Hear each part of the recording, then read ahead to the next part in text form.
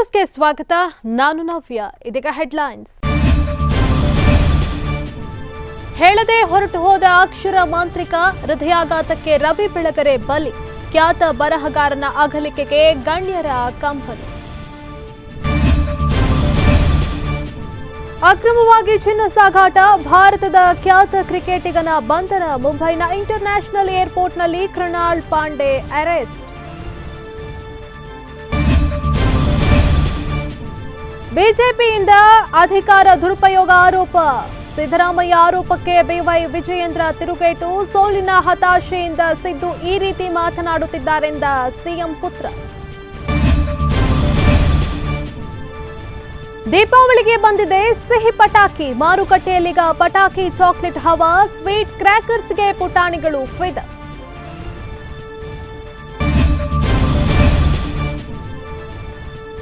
Silicon ಸಿಟಿಗೆ good bye ಹೇಳಿದ ಒಳ್ಳೆ ಹುಡುಗ. ಬೆಂಗಳೂರಿನಿಂದ ಗಂಟು ಮೂಟೆ ಕಟ್ಟಿದ ಪ್ರಥಮ್. ಎಲ್ಲೇ ಇರಿ ಖುಷಿಯಾಗಿರಿ ಎಂದ ಫ್ಯಾನ್ಸ್.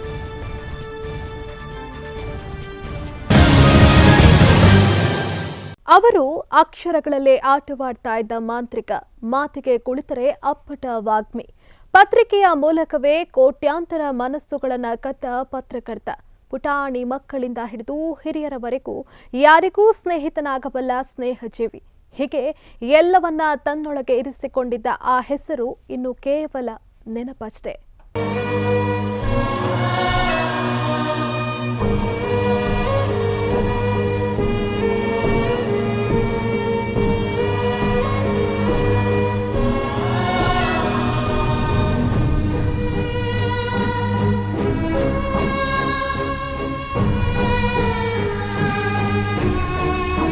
ಓ ಮನಸ್ಸೆ ಎನ್ನುತ್ತಾ ಎಲ್ಲರ ಮನಸ್ಸುಗಳಿಗೆ ಲಗ್ಗೆ ಇಟ್ಟು ಮನಸ್ಸೆ ರಿಲ್ಯಾಕ್ಸ್ ಪ್ಲೀಸ್ ಅಂತ ಹೇಳಿ ಹಾಯ್ ಬೆಂಗಳೂರು ಎನ್ನುತ್ತಾ ಎಲ್ಲರ ಮನಸ್ಸುಗಳಲ್ಲಿ ಜಾಗ ಪಡೆದಿದ್ದ ಆ ಅಕ್ಷರ ರಾಕ್ಷಸ ಇನ್ನು ಕೇವಲ ಹೆಸರಿಗಷ್ಟೇ ಸೀಮಿತ. ಹೌದು, ತಮ್ಮ ಬರಹಗಳ ಮೂಲಕವೇ ಕೋಟ್ಯಾಂತರ ಜನರ ದಿಲ್ ಕದ್ದಿದ್ದ ರವಿ ಬೆಳಗೆರೆ ತಮ್ಮ ಬದುಕಿನ ಯಾತ್ರೆಗೆ ಪೂರ್ಣ ವಿರಾಮವಿಟ್ಟಿದ್ದಾರೆ. ನಿನ್ನೆ ತಡರಾತ್ರಿ ಹೃದಯಾಘಾತದಿಂದ ಅಕ್ಷರ ರಾಕ್ಷಸ ನಿಧನರಾಗಿದ್ದಾರೆ. ಅವರಿಗೆ 62 ವರ್ಷ ವಯಸ್ಸಾಗಿತ್ತು. ಪದ್ಮನಾಭನಗರದ ತಮ್ಮ ಕಚೇರಿಯಲ್ಲಿ ಅಕ್ಷರದ ಕೆಲಸ ನಿರ್ವಹಿಸುತ್ತಿದ್ದಾಗಲೇ ರಾತ್ರಿ 12 ಗಂಟೆ ವೇಳೆಗೆ ಬೆಳಗೆರೆಯವರಿಗೆ ಹೃದಯಾಘಾತವಾಗಿದೆ. ಕೂಡಲೇ ಅಲ್ಲಿನ ಸಿಬ್ಬಂದಿ ಅಪೋಲೋ ಆಸ್ಪತ್ರೆಗೆ ಅವರನ್ನು ದಾಖಲಿಸಿದ್ರು. ಬೆಳಗಿನ ಜಾವ 2:30 ಸುಮಾರಿಗೆ ಇವತ್ತು ನಮ್ಮನ್ನು ಬಿಟ್ಟು ಅಗಲಿದ್ದಾರೆ ಅಂದರೆ ನನಗೆ ನಂಬಕ್ಕಾಗ್ತಿಲ್ಲ. ನನ್ನ ತಂದೆ ನನ್ನ ಜೊತೆಲಿಲ್ಲ. ನಮ್ಮ ಇಡೀ ಸಂಸಾರಕ್ಕೆ, ನಮ್ಮ ಇಡೀ ಮನೆಗೆ, ಅವರನ್ನು ನಂಬಿಕೊಂಡಿರೋರು ಅಷ್ಟೂ ಜನಕ್ಕೆ ತುಂಬ ದುಃಖ ಆಗಿದೆ. ಅವರು ನಮ್ಮ ಜೊತೆ ಇನ್ನೂ ತುಂಬ ವರ್ಷಗಳಿರ್ತಾರೆ ಅಂತ ನಾವು ಭಾವಿಸಿದ್ವಿ, ಇರ್ತಿದ್ರು ಅಂದ್ಕೊಂಡಿದ್ವಿ. But unfortunately is no more with us.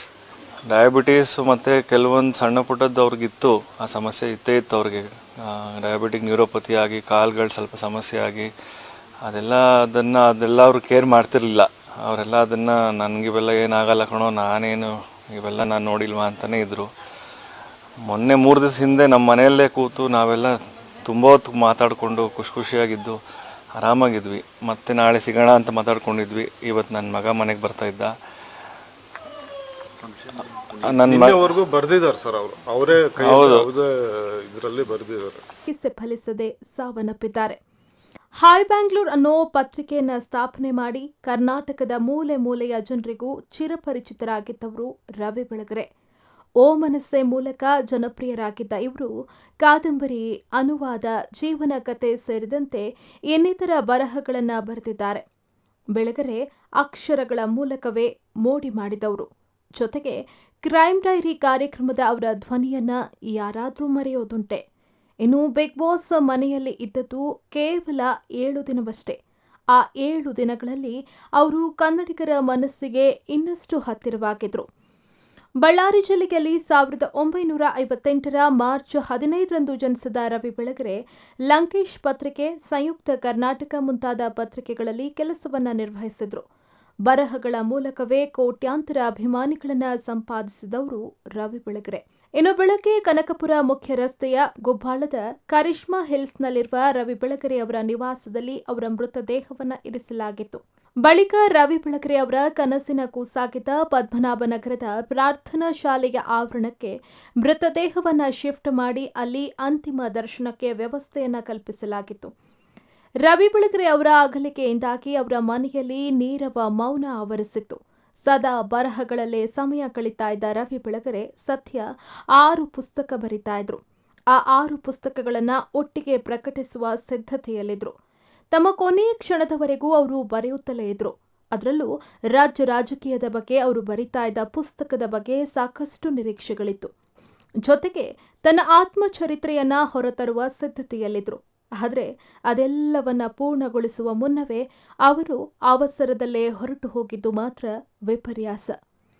ಇನ್ನು ರವಿ ಬೆಳಗೆರೆ ತಮ್ಮ ಮೊದಲ ಪತ್ನಿ ಲಲಿತಾ, ಎರಡನೇ ಪತ್ನಿ ಯಶೋಮತಿ, ಪುತ್ರಿಯರಾದ ಚೇತನಾ ಬೆಳಗೆರೆ, ಭಾವನಾ ಬೆಳಗೆರೆ, ಪುತ್ರ ಕರ್ಣ ಬೆಳಗೆರೆ ಹಾಗೂ ಕಿರಿಯ ಪುತ್ರ ಹಿಮವಂತ ಬೆಳಗೆರೆಯನ್ನ ಅಗಲಿದ್ದಾರೆ. ರವಿ ಬೆಳಗೆರೆ ಅಗಲಿಕೆಗೆ ಸಿಎಂ ಯಡಿಯೂರಪ್ಪ ಸೇರಿದಂತೆ ಅನೇಕ ನಾಯಕರು ಸಂತಾಪ ಸೂಚಿಸಿದ್ದಾರೆ. ಹಾಗೆ ನಟ ಸುದೀಪ್, ಹಿರಿಯ ನಟಿ ಲೀಲಾವತಿ, ಪುತ್ರ ವಿನೋದ್ ರಾಜ್ ಸೇರಿದಂತೆ ಅನೇಕ ಗಣ್ಯರು ಕಂಬನಿ ಮಿಡಿದಿದ್ದಾರೆ. ಇಂದು ಬನಶಂಕರಿಯ ಚಿತಾಗಾರದಲ್ಲಿ ಅವರ ಅಂತ್ಯ ಸಂಸ್ಕಾರ ನೆರವೇರಿದೆ. ಬ್ರಾಹ್ಮಣ ವಿಧಿವಿಧಾನದ ಪ್ರಕಾರ ಅಂತ್ಯ ಸಂಸ್ಕಾರ ನೆರವೇರಿಸಲಾಯಿತು. ಒಟ್ಟಿನಲ್ಲಿ ಹೇಳಿ ಹೋಗು ಕಾರಣ ಎಂದ ರವಿ ಬೆಳಗೆರೆ ಮಾತ್ರ ಹೇಳದೆ ಅವಸರದಲ್ಲೇ ಹೊರಟದ್ದು ಮಾತ್ರ ಕನ್ನಡಿಗರಿಗೆ ಅರಗಿಸಿಕೊಳ್ಳಲಾಗದ ಆಘಾತ. News desk, express TV. ಮಾಹಿತಿ ನೀಡದೆ ಚಿನ್ನ ಸಾಗಾಟ ಆರೋಪದಲ್ಲಿ ಕ್ರಿಕೆಟಿಗ ಕೃಣಾಲ್ ಪಾಂಡ್ಯ ಅವರನ್ನ ಮುಂಬೈನ ಇಂಟರ್ನ್ಯಾಷನಲ್ ಏರ್ಪೋರ್ಟ್ನಲ್ಲಿ ಡೈರೆಕ್ಟರ್ ಆಫ್ ರೆವೆನ್ಯೂ ಇಂಟೆಲಿಜೆನ್ಸ್ ಅಧಿಕಾರಿಗಳು ವಶಕ್ಕೆ ಪಡೆದಿದ್ದಾರೆ. ಕೃಣಾಲ್ ಪಾಂಡ್ಯ ಅವರು ದುಬೈನಿಂದ ನಿನ್ನೆ ಮಧ್ಯಾಹ್ನ ಮುಂಬೈ ಏರ್ಪೋರ್ಟ್ಗೆ ಬಂದಿಳಿದಿದ್ರು.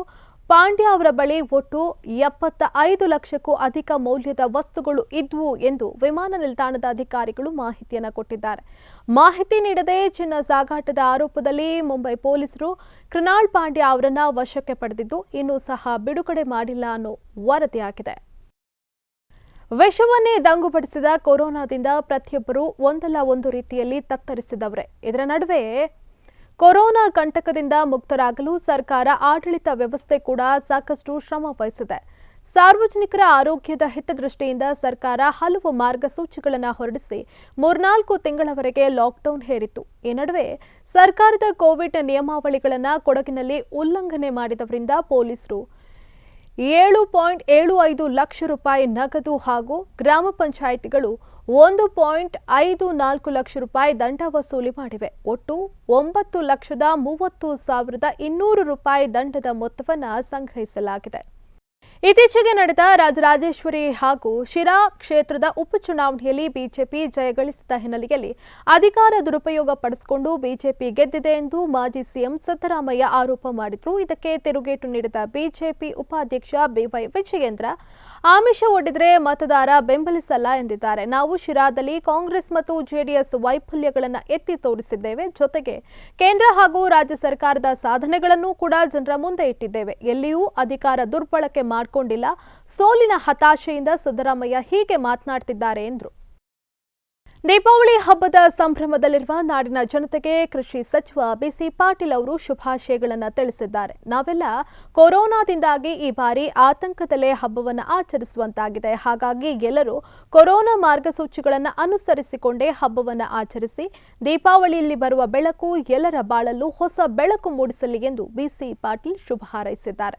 ಕೋವಿಡ್-19 ಅಡಿಯಲ್ಲಿ ಬರುವಂಥ ಈ ದೀಪಾವಳಿಗೆ ನಾವು ನಮ್ಮ ಮುಂಜಾಗ್ರತೆ ಕ್ರಮವನ್ನು ಜರುಗಿಸಿಕೊಂಡು ದೀಪಾವಳಿ ಹಬ್ಬವನ್ನು ಆಚರಿಸೋಣ. ದೀಪಾವಳಿಯಲ್ಲಿ ಬರುವಂತಹ ಬೆಳಕು ಎಲ್ಲರ ಜೀವನದಲ್ಲಿ ಒಂದು ಹೊಸ ಬೆಳಕನ್ನು ಮೂಡಲಿ, ಎಲ್ಲರಿಗೂ ಒಳ್ಳೆಯದಾಗಲಿ, ಸುಖ ಸಮೃದ್ಧಿಯ ನಾಡಾಗಲಿ, ಎಲ್ಲರಿಗೂ ಶಾಂತಿ ನೆಮ್ಮದಿ ದೊರಕಲಿ, ಎಲ್ಲರಿಗೂ ಶುಭವಾಗಲಿ ಅಂತೇಳಿ ಈ ಮೂಲಕ ನಾನು ಮತ್ತೊಮ್ಮೆ ದೀಪಾವಳಿ ಹಬ್ಬದ ಹಾರ್ದಿಕ ಶುಭಾಶಯಗಳನ್ನು ಅರ್ಪಿಸ್ತಾ ಇದ್ದೇನೆ. ಸಂವಿಧಾನ ಜಾರಿಯಾಗಿ 70 ವರ್ಷ ಕಳೆದರೂ ಸಂವಿಧಾನವು ಯಥಾವತ್ತಾಗಿ ಜಾರಿಯಾಗದೇ ಇರುವುದು ಬೇಸರದ ಸಂಗತಿ ಎಂದು ಶಾಸಕ ಡಾಕ್ಟರ್ ಕೆ ಅನ್ನದಾನಿ ವಿಷಾದ ವ್ಯಕ್ತಪಡಿಸಿದ್ದಾರೆ. ಮಳವಳ್ಳಿ ಪಟ್ಟಣದ ಅಂಬೇಡ್ಕರ್ ಭವನದ ಪುರಸಭಾ ಕಾರ್ಯಾಲಯ ವತಿಯಿಂದ ಪೌರ ಕಾರ್ಮಿಕರ ದಿನಾಚರಣೆ ಕಾರ್ಯಕ್ರಮದ ಅಧ್ಯಕ್ಷತೆ ವಹಿಸಿ ಮಾತನಾಡಿದ ಡಾಕ್ಟರ್ ಕೆ ಅನ್ನದಾನಿ, ಪೌರ ಕಾರ್ಮಿಕರು ಹಾಗೂ ಅವರ ಮಕ್ಕಳು ಕಸ ಗುಡಿಸುವ ಕೆಲಸ ಮಾಡಬೇಕು, ಆಚಾರ್ಯಗಳು ಆಯಾ ಕೆಲಸವನ್ನ ಮಾಡಬೇಕು ಎಂಬ ಪದ್ಧತಿ ಬದಲಾಗಬೇಕು ಅಂದರು. ಸಂವಿಧಾನದಲ್ಲಿ ಹಕ್ಕುಗಳು ಇನ್ನೂ ಹಕ್ಕುಗಳಾಗಿಯೇ ಉಳಿದಿರೋದು ಬೇಸರದ ಸಂಗತಿ ಅಂತ ಅವರು ಇದೇ ವೇಳೆ ತಿಳಿಸಿದರು. ಅಸ್ಪೃಶ್ಯತೆಯನ್ನ ಖಂಡಿಸಿದಂಥ ಮಹಾನ್ ಮಾನವತಾವಾದಿ ಬಾಬಾ ಸಾಹೇಬ್ ಅಂಬೇಡ್ಕರ್ ಅವರು ಇವತ್ತು ನಮ್ಮೆಲ್ಲರಿಗೂ ಕೂಡ ಬದುಕನ್ನು ಕಟ್ಕೊಂಡಿರ್ತಕ್ಕಂಥವ್ರು.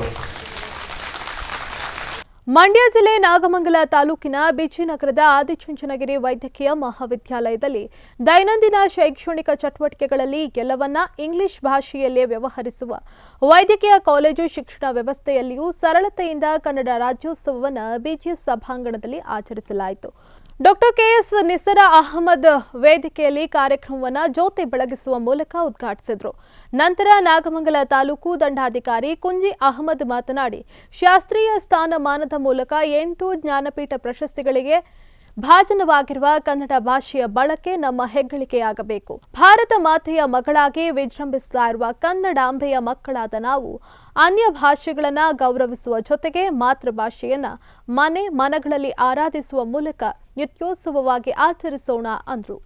ಅಪ್ಪನ ಮನೇಲಿ ಕೂಡಿಸ್ಕೊಂಡು ನನ್ನ ಅಪ್ಪ ಹೀಗೆ ಅಂತ ಅಪ್ಪನಿಗೆ ಹೇಳ್ತಕ್ಕಂಥದ್ದು ಅಷ್ಟೊಂದು ಚೆನ್ನಾಗಿದೆ. ನಮ್ಮ ಅಪ್ಪನ ಬಗ್ಗೆ ಬೇರೆಯವ್ರಿಗೆ ಬೇಕಾದರೆ ಹೇಳಿದರೆ ಅದಕ್ಕೊಂದು ಅರ್ಥ ಉಂಟು. ಆದರೂ ಕೂಡ ಕಿವಿ ಬಿಟ್ಟು ಕೇಳ್ತಾ ಇದ್ದೇವೆ ಅಂತಂದರೆ ಇಲ್ಲ ಅನಿವಾರ್ಯತೆ, ಇಲ್ಲ ಅವಶ್ಯಕತೆ, ಇಲ್ಲ ನಾವೆಲ್ಲೋ ಯಾಮಾರಿರ್ತಕ್ಕಂಥ ಒಂದು ಬದುಕಿನಲ್ಲಿ ಜಾರಿರ್ತಕ್ಕಂಥ ಘಟನೆ. ಈ ದೃಷ್ಟಿಯಿಂದ ಇವತ್ತು ನಾವೇನೇ ನಮ್ಮ ಭಾಷೆಯೇ ಮತ್ತೆ ನಾವೇ ಮೆಲುಕಾಕೊಡ್ತಕ್ಕಂಥದ್ದು ಅದೆಷ್ಟು ಚಂದ. ಆದ್ರೂ ಆಚರಣೆಗಳು ನಿಲ್ಲಬಾರ್ದು. ದೇವರು ನಮ್ಮದೇ ಆದರೂ ಕೂಡ ವರ್ಷಕ್ಕೊಂದು ಹಬ್ಬ. ಯಾಕಾಗಿ ಮನೆಯ ಕೊಳೆಯನ್ನು ತೊಳೆದದ್ದೇ ಆದರೆ ಮನಸ್ಸಿನ ಕ್ಲೇಶವು ಕೂಡ ಅಳಿದು ಹೋಗುತ್ತದೆ. ಈ ಕಾರಣಕ್ಕೆ ನಮ್ಮನ್ನು ನಾವೇನೇ ತೊಳ್ಕೊಳ್ತಕ್ಕಂಥ, ನಮ್ಮನ್ನು ನಾವೇನೇ ಎಚ್ಚರಿಸ್ಕೊಳ್ತಕ್ಕಂಥ ಒಂದು ಕಾರ್ಯಕ್ರಮ ಇದು. ಪಾವಗಡ ಪಟ್ಟಣದ ಹೊರವಲಯದಲ್ಲಿ ಬೆಳಗಿನ ಜಾವ ಸುಮಾರು 3 ಗಂಟೆ ಸಮಯದಲ್ಲಿ ಭತ್ತ ತುಂಬಿಕೊಂಡು ಕಲ್ಯಾಣದುರ್ಗದ ಕಡೆಯಿಂದ ಬರ್ತಾ ಇದ್ದ ಲಾರಿ ರಸ್ತೆ ಡಿವೈಡರ್ಗೆ ಡಿಕ್ಕಿ ಹೊಡೆದಿದ್ದು ಯಾವುದೇ ಪ್ರಾಣಾಪಾಯ ಸಂಭವಿಸಿಲ್ಲ. ಅಲ್ಲದೆ ರಸ್ತೆಯಲ್ಲಿ ತುಮಕೂರು ಕಡೆಯಿಂದ ಬರ್ತಾ ಇದ್ದ ಮತ್ತೊಂದು ಲಾರಿ ಚಾಲಕನ ನಿಯಂತ್ರಣ ತಪ್ಪಿ ಕಣಿವೆ ನರಸಿಂಹಸ್ವಾಮಿ ದೇವಸ್ಥಾನದ ಬಳಿ ಡಿವೈಡರ್ಗೆ ಡಿಕ್ಕಿ ಹೊಡೆದು ರಸ್ತೆಯ ಮಧ್ಯದಲ್ಲಿರುವ ಕಬ್ಬಿಣದ ಡ್ರಿಲ್ ಜಖಂಗೊಂಡಿದೆ. ಬೆಳಗ್ಗೆಯಿಂದ ಎಲ್ಲೆಡೆ ಮಳೆ ಬರ್ತಾ ಇದ್ದು ರಸ್ತೆ ಸರಿಯಾಗಿ ಕಾಣದೇ ಇದ್ದರಿಂದ ಈ ಅವಘಡ ಸಂಭವಿಸಿದೆ ಎನ್ನಲಾಗ್ತಾ ಇದೆ. ಇನ್ನು 2 ಲಾರಿ ಚಾಲಕರು ಪ್ರಾಣಾಪಾಯದಿಂದ ಪಾರಾಗಿದ್ದಾರೆ. ಸ್ಥಳೀಯರು ಅಧಿಕಾರಿಗಳು ಅಪಘಾತ ತಡೆಯಲು ಮುಂಜಾಗ್ರತಾ ಕ್ರಮಗಳನ್ನು ಕೈಗೊಳ್ತಾ ಇಲ್ಲ ಅಂತ ಆರೋಪವನ್ನ ಮಾಡಿದ್ದಾರೆ. ಕೂಡಲೇ ಈ ಬಗ್ಗೆ ಗಮನ ಹರಿಸಬೇಕು ಅಂತ ಸ್ಥಳೀಯರು ಒತ್ತಾಯಿಸಿದ್ದಾರೆ. ಕಳೆದ ತಿಂಗಳಷ್ಟೇ ಹೃದಯಾಘಾತದಿಂದ ಆಂಜಿಯೋಪ್ಲಾಸ್ಟ್ ಶಸ್ತ್ರಚಿಕಿತ್ಸೆಗೆ ಒಳಗಾಗಿದ್ದಂಥ ಮಾಜಿ ಕ್ರಿಕೆಟಿಗ ಕಪಿಲ್ ದೇವ್ ಇದೀಗ ಫುಲ್ ಆಕ್ಟಿವ್ ಆಗಿದ್ದು ಅಭಿಮಾನಿಗಳು ಖುಷಿಯಾಗಿದ್ದಾರೆ. 61 ವರ್ಷದ ಕಪಿಲ್ ದೇವ್ ಆಂಜಿಯೋಪ್ಲಾಸ್ಟಿ ಚಿಕಿತ್ಸೆಯಿಂದ ಚೇತರಿಸಿಕೊಂಡಿದ್ದು ಗಾಲ್ಫ್ ಕ್ರೀಡೆಯಲ್ಲಿ ತಮ್ಮನ್ನು ತಾವು ತೊಡಗಿಸಿಕೊಂಡಿದ್ದಾರೆ. ಟ್ವಿಟರ್ನಲ್ಲಿ ತಮ್ಮ ಗಾಲ್ಫ್ ಆಟದ ವಿಡಿಯೋ ಪೋಸ್ಟ್ ಮಾಡಿರುವ ಕ್ರಿಕೆಟ್ ದಂತಕತೆ ಗಾಲ್ಫ್ ಆಟ ಆಡೋದೇ ನನಗೆ ಮಜಾ ಅಂತ ಬರೆದುಕೊಂಡಿದ್ದಾರೆ. ಕಪಿಲ್ ದೇವ್ ಇಷ್ಟರ ಮಟ್ಟಿಗೆ ಚೇತರಿಸಿಕೊಂಡಿದ್ದನ್ನ ಕಂಡ ಅಭಿಮಾನಿಗಳು ಸಂತಸವನ್ನ ವ್ಯಕ್ತಪಡಿಸಿದ್ದಾರೆ. ಕೃಷಿ ಕೂಲಿಕಾರರು ಮತ್ತು ಬಡ ರೈತರಿಗೆ ಕೇಂದ್ರ ಸರ್ಕಾರ ಆರ್ಬಿಐ ನೀತಿಯಡಿ 1 ಲಕ್ಷ ರೂಪಾಯಿವರೆಗೆ ಭದ್ರತಾರಹಿತ ಸಾಲ ನೀಡುವಂತೆ ಒತ್ತಾಯಿಸಿ ಕರ್ನಾಟಕದ ಪ್ರಾಂತ ಕೃಷಿ ಕೂಲಿಕಾರರ ಸಂಘದ ವತಿಯಿಂದ ಮಳವಳ್ಳಿ ತಾಲೂಕಿನ ತಳಗವಾದಿ ಕೆನರಾ ಬ್ಯಾಂಕ್ ಮುಂದೆ ಪ್ರತಿಭಟನಾ ಧರಣಿ ನಡೆಸಲಾಯಿತು. ಕರ್ನಾಟಕ ಪ್ರಾಂತ ಕೃಷಿ ಕೂಲಿಕಾರರ ಸಂಘದ ತಳಗವಾದಿ ವಲಯ ಸಮಿತಿ ಅಧ್ಯಕ್ಷ ರಾಮಣ್ಣ ನೇತೃತ್ವದಲ್ಲಿ 100 ಕೃಷಿ ಕೂಲಿ ಕಾರ್ಮಿಕರು ಕೆನರಾ ಬ್ಯಾಂಕ್ ವಿರುದ್ಧ ಘೋಷಣೆಯನ್ನ ಕೂಗಿದ್ರು. ಆರ್ಥಿಕವಾಗಿ ನಮ್ಮ ಜನ ಬಡವರು ರೈತರು ಇವತ್ತು ಅಭಿವೃದ್ಧಿ ಹೊಂದಬೇಕಾದ್ರೆ ಬ್ಯಾಂಕ್ನಿಂದ ಭದ್ರತಾ ರಹಿತ ಸಾಲವನ್ನು 1,60,000ವರೆಗೆ ನಮಗೆ ಸಾಲ ಕೊಡಬೇಕು. ಸೂರಿಟಿ ಕೇಳುವಂಗಿಲ್ಲ, ಸೆಕ್ಯೂರಿಟಿ ಕೇಳುವಂಗಿಲ್ಲ, ಯಾವುದೇ ವಿಚಾರಣೆ ಮಾಡುವಂಗಿಲ್ಲ. ಆ ವ್ಯಕ್ತಿ ಬ್ಯಾಂಕ್ ಹೋಲ್ಡರ್ ಆಗಿದ್ರು ಸಾಕು, ಬ್ಯಾಂಕ್ ಖಾತೆ ಹೊಂದಿದ್ರು ಸಾಕು, ಆ ವ್ಯಕ್ತಿ ಸಾಲ ಕೇಳಿದ್ರು ಸಾಕು, ಆ ವ್ಯಕ್ತಿಗೆ ಸಾಲ ಕೊಡಬೇಕು ಅನ್ನುವಂಥದ್ದು ಇರೋದು. ಆದರೆ ಬ್ಯಾಂಕ್ನಲ್ಲಿ ಒಂದು ದಿನಕ್ಕೆ 100 ಸುಳ್ಳು ಹೇಳುವಂಥ ಸಿಬ್ಬಂದಿಗಳಿದ್ದಾರೆ. ಇಲ್ಲಿ ಒಂದು ದಿನಕ್ಕೆ 100 ಸುಳ್ಳು ಹೇಳುವಂಥ ಬ್ಯಾಂಕ್ ಮ್ಯಾನೇಜರ್ ಬರ್ತಾರೆ. ಸಂಗೀತ ಅಂದ್ರೆ ಸಾಕು, ಎಲ್ಲರ ಮನಸ್ಸು ಸಂತೋಷದಿಂದ ಕುಣಿದಾಡುತ್ತೆ. ಕೇಳುಗರ ಚಿತ್ತವನ್ನ ಒಂದೇ ಕಡೆ ಕೇಂದ್ರೀಕರಿಸುವಂತಹ ಶಕ್ತಿ ಇರೋದು ಸಂಗೀತಕ್ಕೆ ಮಾತ್ರ.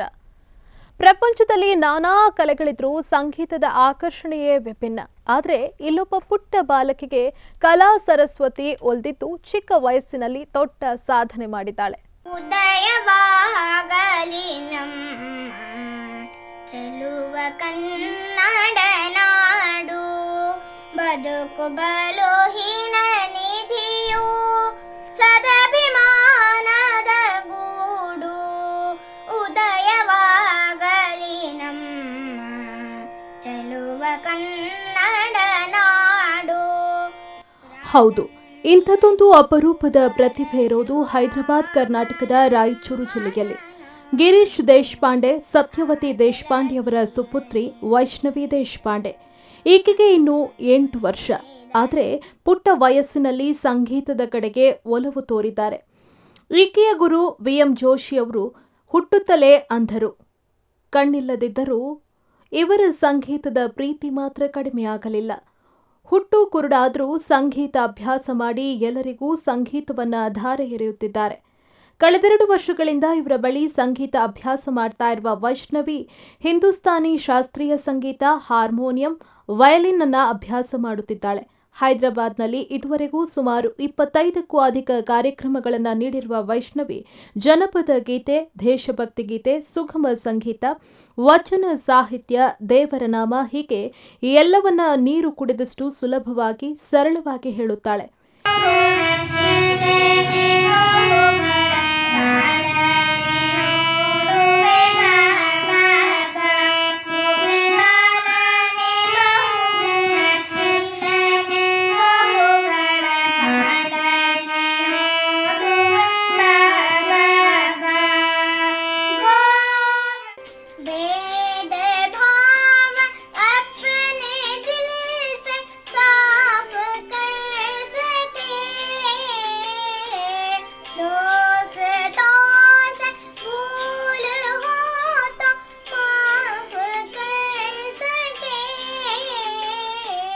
ಇಷ್ಟೇ ಅಲ್ಲದೆ ಅಂತಾರಾಜ್ಯವಾದ ಆಂಧ್ರಪ್ರದೇಶದ ಕಡವಲಕುಂಟದಲ್ಲಿ ಸಂಗೀತದ ಕಾರ್ಯಕ್ರಮವನ್ನು ನೀಡೋದರ ಮೂಲಕ ಚಿರಪರಿಚಿತಳಾಗಿದ್ದಾಳೆ. ಇನ್ನು ಈ ಪುಟಾಣಿಯ ಸಾಧನೆಗೆ ಹಲವು ಪ್ರಶಸ್ತಿಗಳು ಕೂಡ ಅರಸಿ ಬಂದಿದ್ದು, ಈಕೆ ಸಂಗೀತದಲ್ಲಷ್ಟೇ ಅಲ್ಲದೆ ಓದಿನಲ್ಲೂ ಸದಾ ಮುಂದು. ಜೊತೆಗೆ ಚಿತ್ರಕಲೆಯಲ್ಲೂ ಕೂಡ ರಾಜ್ಯ ಮಟ್ಟಕ್ಕೆ ತಲುಪಿದ್ದು ಎಲ್ಲದರಲ್ಲೂ ಮೇಲುಗೈ ಸಾಧಿಸಿದ್ದಾಳೆ. ಭಗವಂತನ ಅನುಗ್ರಹದಿಂದ ನನಗೆ ಸಾಂಸ್ಕೃತಿಕ ಹಾಗೂ ಧಾರ್ಮಿಕ ವಿಷಯಗಳಲ್ಲಿ ತುಂಬಾ ಆಸಕ್ತಿ. ನನ್ನ ಕಲೆಯ ಸಾಧನೆಯ ಹಾದಿಯಲ್ಲಿ ಸಾಗುತ್ತಿದ್ದೇನೆ. ದಯವಿಟ್ಟು ನನ್ನನ್ನು ಆಶೀರ್ವದಿಸಿ ಶುಭ ಹಾರೈಸಿ ಪ್ರೋತ್ಸಾಹಿಸಬೇಕೆಂದು ವಿನಂತಿ.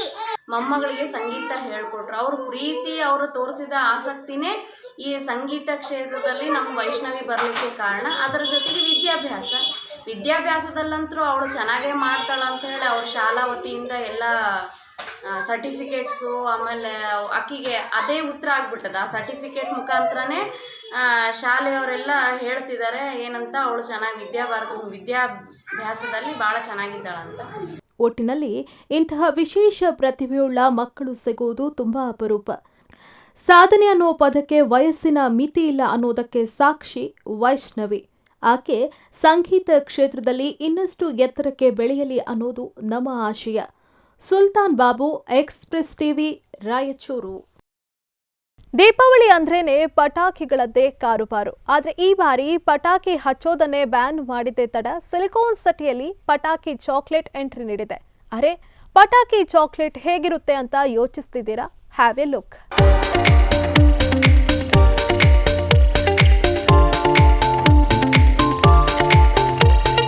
ಸುರ್ಸುರ್ ಕಟಿ chocolate, choco rocket, LIG auto bomb, choco ಚಕ್ರ, ಬಟರ್ ಸ್ಕಾಚ್ ಫ್ಲವರ್ ಪಾಟ್ ಹೀಗೆ 10 ವೆರೈಟಿಗಳಿರೋದೆಲ್ಲ ಪಟಾಕಿ ಎಂದು ಕನ್ಫ್ಯೂಸ್ ಆಗಬೇಡಿ. ಯಾಕಂದ್ರೆ ಇದೆಲ್ಲ ಬಾಯಲ್ಲಿ ನೀರೂರಿಸೋ ಟೇಸ್ಟಿ ಚಾಕ್ಲೇಟ್ಸ್. ಪಟಾಕಿ ಬ್ಯಾನ್ ಮಾಡಿರೋ ನಿಟ್ಟಿನಲ್ಲಿ RB ಸಂಸ್ಥೆಯಿಂದ ಸುಮಾರು ವೆರೈಟಿ ಪಟಾಕಿಯನ್ನ ಹೋಲುವ ಚಾಕ್ಲೇಟ್ ತಯಾರಿಸಿದ್ದಾರೆ. ಇನ್ನು ಹಬ್ಬಕ್ಕೆ ಪ್ರೀತಿ ಪಾತ್ರರಿಗೆ ಗಿಫ್ಟ್ ಹ್ಯಾಂಪರ್ಸ್ ರೂಪದಲ್ಲೂ ಉಡುಗೊರೆಯಾಗಿ ನೀಡಲೂಬಹುದು. ಚಾಕ್ಲೇಟ್ ಅಂದ್ರೆ ಯಾರಿಗೆ ತಾನೇ ಇಷ್ಟ ಇಲ್ಲ ಹೇಳಿ? ದೀಪಾವಳಿಗಂತಾನೆ ಬ್ಯಾನ್ ಮಾಡಿದ್ದ ಪಟಾಕಿಗಳು ಇದೀಗ ಚಾಕ್ಲೇಟ್ ರೂಪ ಗಿಟ್ಟಿಸಿಕೊಂಡಿದೆ. ಪಟಾಕಿ ಬ್ಯಾನ್ ಮಾಡಿದ್ದಾರೆಂದು ಅನೇಕರು ಬೇಜಾರಿನಲ್ಲಿದ್ದಾರೆ. ಅಂಥವರಿಗಾಗಿಯೇ ಈ ಪಟಾಕಿ ಚಾಕ್ಲೇಟ್ ಸಿಲಿಕಾನ್ ಸಿಟಿಯಲ್ಲಿ ಸಖತ್ ಕ್ರೇಜ್ ಹೆಚ್ಚಿಸ್ತಾ ಇದೆ. IT ಸಿಟಿ ಜನರು ಪಟಾಕಿ ಹಚ್ಚೋದನ್ನೇ ಬಿಟ್ಟು ಪಟಾಕಿ ಚಾಕ್ಲೇಟ್ ಬೈ ಮಾಡೋದಕ್ಕೆ ಶುರು ಮಾಡಿಕೊಂಡಿದ್ದಾರೆ. ಸಖತ್ ಕ್ಯೂಟ್ ಆಗಿ ಪಟಾಕಿ ರೂಪದಲ್ಲೇ ಇರುವ ಚಾಕ್ಲೇಟ್ ಅಟ್ರಾಕ್ಟಿವ್ ಆಗಿದೆ ಅಂತಾರೆ ಗ್ರಾಹಕರು. ಒಟ್ಟಾರೆಯಾಗಿ ಪಟಾಕಿ ಬ್ಯಾನ್ ಮಾಡಿದ ಬೆನ್ನಲ್ಲೇ ಸಿಲಿಕಾನ್ ಸಿಟಿಯಲ್ಲಿ ಪಟಾಕಿ ಅಂತಿರುವ ವೆರೈಟಿ ಚಾಕ್ಲೇಟ್ ಕಮಾಲ್ ಮಾಡ್ತಿದೆ. ಮಾಲಿನ್ಯ ರಹಿತವಾಗಿ ಸಿಹಿಯಾಗಿ ದೀಪಾವಳಿ ಹಬ್ಬವನ್ನ ಸೆಲೆಬ್ರೇಷನ್ ಮಾಡಿ. News desk, express TV. ನಾನು ಒಳ್ಳೆ ಹುಡುಗ ಅಂತ ಹೇಳಿಕೊಳ್ಳುತ್ತಲೇ ಬಿಗ್ ಬಾಸ್ ಮನೆಗೆ ಎಂಟ್ರಿ ಕೊಟ್ಟ ಪ್ರಥಮ್ ಆ ಬಳಿಕ ಒಂದಿಲ್ಲೊಂದು ಕಾರಣಗಳಿಗೆ ಸುದ್ದಿ ಆಗ್ತಲೇ ಇದ್ರು. ಇದೀಗ ಪ್ರಥಮ್ ಅವರು ತಮ್ಮ ಜೀವನದ ಬಹುದೊಡ್ಡ ನಿರ್ಧಾರವೊಂದನ್ನು ತೆಗೆದುಕೊಂಡಿದ್ದಾರೆ. ಆದರೆ ಪ್ರಥಮ್ ತೀರ್ಮಾನ ಅವರ ಅಭಿಮಾನಿಗಳಿಗೆ ಬೇಸರ ಮೂಡಿಸಿದೆ. ಆದರೆ ಅದೇನು ಅಂತೀರಾ? ಈ ಸ್ಟೋರಿ ನೋಡಿ. ಒಳ್ಳೆ ಹುಡುಗ ಪ್ರಥಮ್, ಈ ಹೆಸರು ಕೇಳಿದ್ರೆ ಸಾಕು ಬಹುತೇಕರ ಮುಖದಲ್ಲಿ ತನ್ನಿಂದ ತಾನೇ ನಗು ಮೂಡುತ್ತೆ. ಅಭಿಮಾನಿಗಳ ಜೊತೆ ಸದಾ ಸಂಪರ್ಕದಲ್ಲಿರ್ತಾ ಇದ್ದ ಪ್ರಥಮ್ ಇದೀಗ ಬೇಸರದ ವಿಚಾರವೊಂದನ್ನು ಹೇಳಿದ್ದಾರೆ. ಎಸ್, ನಟ ನಿರ್ದೇಶಕ ಪ್ರಥಮ್ ಕಠಿಣ ನಿರ್ಧಾರವೊಂದನ್ನು ತೆಗೆದುಕೊಂಡಿದ್ದಾರೆ. ಇದ್ದಕ್ಕಿದ್ದಂತೆ ಪ್ರಥಮ್ ಅವರು ಸಿಲಿಕಾನ್ ಸಿಟಿಗೆ ಗುಡ್ ಬೈ ಹೇಳಿದ್ದಾರೆ. ಈ ಹಿಂದೆ ಕೊರೋನಾ ಲಾಕ್ಡೌನ್ ಆರಂಭವಾದಾಗಲೂ ಪ್ರಥಮ್ ನಗರ ಬಿಟ್ಟು ಹಳ್ಳಿಗೆ ಹೋಗಿ ಅಲ್ಲಿ ಕೃಷಿ ಕೆಲಸಗಳಲ್ಲಿ ತೊಡಗಿಸಿಕೊಂಡಿದ್ರು. ಹಸು ಕುರಿ ಮೇಯಿಸುತ್ತಾ ಹಳ್ಳಿಯಲ್ಲಿ ಖುಷಿಯಾಗಿ ಕಾಲ ಕಳೀತಾ ಇದ್ರು. ಇದೀಗ ಲಾಕ್ಡೌನ್ ಸಡಿಲಗೊಳ್ತಾ ಇದ್ದಂತೆ ಬೆಂಗಳೂರಿಗೆ ಮರಳಿದ ಪ್ರಥಮ್ ಈಗ ತಾವಿದ್ದ ಬಾಡಿಗೆ ಮನೆ ಖಾಲಿ ಮಾಡಿಕೊಂಡು ಬೆಂಗಳೂರಿನಿಂದ ಹೊರಟಿದ್ದಾರೆ. ಅಂದಹಾಗೆ ಪ್ರಥಮ್ ಅವರು ತಾವು ಎಲ್ಲಿಗೆ ಹೋಗ್ತಿದ್ದೀನಿ ಅನ್ನೋ ಬಗ್ಗೆ ಮಾಹಿತಿ ನೀಡಿಲ್ಲ. ಆದರೆ ಹೆಸರು ತಂದುಕೊಟ್ಟ ಊರು ಹಾಗೂ 3 ವರ್ಷಗಳಿಂದ ಇದ್ದ ಮನೆ ಬಿಡುವಾಗ ಜಾಸ್ತಿನೇ ಬೇಸರವಾಯಿತು ಅಂತ ಇನ್ಸ್ಟಾಗ್ರಾಂನಲ್ಲಿ ಬರೆದುಕೊಂಡಿದ್ದಾರೆ. ನಟ ಭಯಂಕರ ಸಿನಿಮಾದ ಕೆಲಸಗಳು ಬಾಕಿ ಇದ್ದು ಅದಕ್ಕಾಗಿ ಆಗಾಗ ಬೆಂಗಳೂರಿಗೆ ಬರೋದಾಗಿಯೂ ತಿಳಿಸಿದ್ದಾರೆ. ಇನ್ನು ಅವರ ಕಚೇರಿ ಬೆಂಗಳೂರಿನಲ್ಲಿದ್ದು ಅಲ್ಲೇ ಅವರು ಸಿನಿಮಾದ ಕೆಲಸಗಳನ್ನು ಪೂರ್ಣಗೊಳಿಸಲಿದ್ದಾರಂತೆ. ಪ್ರಥಮ್ ಅವರಿಗೆ ಜೊತೆಗಿದ್ದ ಜನರಿಗಿಂತ ವಸ್ತುಗಳ ಜೊತೆಗೆ ಅಟ್ಯಾಚ್ಮೆಂಟ್ ಜಾಸ್ತಿ ಅಂತೆ. ಬಿಗ್ ಬಾಸ್ ಗೆದ್ದಾಗಲೂ ಸಹ ಆ ಮನೆ ಬಿಟ್ಟು ಬರುವಾಗ ತುಂಬಾ ಬೇಸರವಾಗಿತ್ತಂತೆ. ಶೀಘ್ರದಲ್ಲೇ ಗುಡ್ ನ್ಯೂಸ್ ಜೊತೆ ಮತ್ತೆ ವಾಪಸ್ ಆಗ್ತೀನಿ ಎಂದು ಪ್ರಥಮ್ ಬೇಸರದಿಂದ ಪೋಸ್ಟ್ ಮಾಡಿದ್ದಾರೆ. ಇನ್ನು ಪ್ರಥಮ್ ನಿರ್ಧಾರಕ್ಕೆ ಅಭಿಮಾನಿಗಳು ಕಮೆಂಟ್ಗಳ ಮೂಲಕ ಪ್ರತಿಕ್ರಿಯಿಸಿದ್ದಾರೆ. ನೀವು ಎಲ್ಲೇ ಇರಿ, ಹೇಗೆ ಇರಿ, ಖುಷಿಯಾಗಿರಿ ಅಂದಿದ್ದಾರೆ. ಇನ್ನು ಕೆಲವರು ನೀವು ಎಲ್ಲೇ ಹೋದ್ರೂ ನಮ್ಮ ಮನಸ್ಸಿನಲ್ಲಿ ಮಾತ್ರ ಇದ್ದೇ ಇರ್ತೀರಿ ಅಂದಿದ್ದಾರೆ. News desk, express TV. ಇದೀಗ ಕೊನೆಯಲ್ಲಿ ಮತ್ತೊಮ್ಮೆ ಹೆಡ್ಲೈನ್ಸ್. ಹೇಳದೆ ಹೊರಟು ಹೋದ ಅಕ್ಷರ ಮಾಂತ್ರಿಕ, ಹೃದಯಾಘಾತಕ್ಕೆ ರವಿ ಬೆಳಗೆರೆ ಬಲಿ, ಖ್ಯಾತ ಬರಹಗಾರನ ಅಗಲಿಕೆಗೆ ಗಣ್ಯರ ಕಂಬನಿ.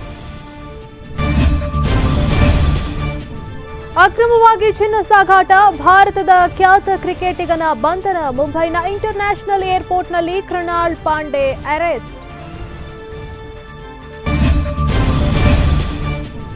ಬಿಜೆಪಿಯಿಂದ ಅಧಿಕಾರ ದುರುಪಯೋಗ ಆರೋಪ, ಸಿದ್ದರಾಮಯ್ಯ ಆರೋಪಕ್ಕೆ ಬಿವೈ ವಿಜಯೇಂದ್ರ ತಿರುಗೇಟು, ಸೋಲಿನ ಹತಾಶೆಯಿಂದ ಸಿದ್ದು ಈ ರೀತಿ ಮಾತನಾಡುತ್ತಿದ್ದಾರೆಂದ ಸಿಎಂ ಪುತ್ರ.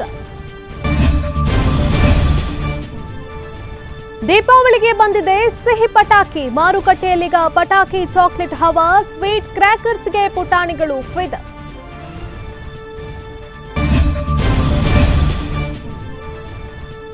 ಸಿಲಿಕಾನ್ ಸಿಟಿಗೆ ಗುಡ್ ಬೈ ಹೇಳಿದ ಒಳ್ಳೆ ಹುಡುಗ, ಬೆಂಗಳೂರಿನಿಂದ ಗಂಟು ಮೂಟೆ ಕಟ್ಟಿದ ಪ್ರಥಮ್ ಎಲ್ಲೇ ಇರಿ, ಖುಷಿಯಾಗಿರಿ ಎಂದ ಫ್ಯಾನ್ಸ್. ಇದು ಈವರೆಗಿನ ಅಪ್ಡೇಟ್ಸ್. ನೇರ ಸುದ್ದಿ ಹಾಗೂ ನಿರಂತರ ಮನರಂಜನೆಗಾಗಿ ನೋಡ್ತಾ ಇರಿ ಎಕ್ಸ್‌ಪ್ರೆಸ್ ಟಿವಿ.